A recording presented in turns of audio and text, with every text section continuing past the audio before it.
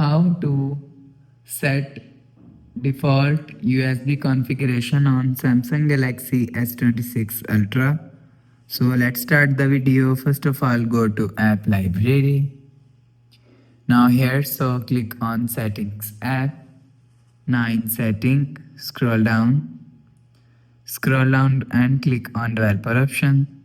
So after click on developer option, scroll down and search default USB configuration from here. Scroll down.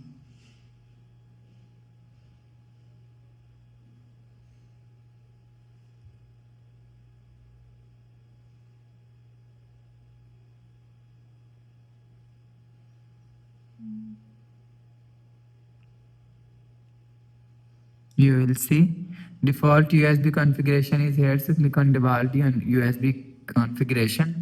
So if you want to set default USB configuration, so you will select feature from here. So after select feature, go back to home screen, refresh phone. So that's how you can set default USB configuration on Samsung Galaxy S26 Ultra. So if you like the video, please subscribe. Thanks for watching.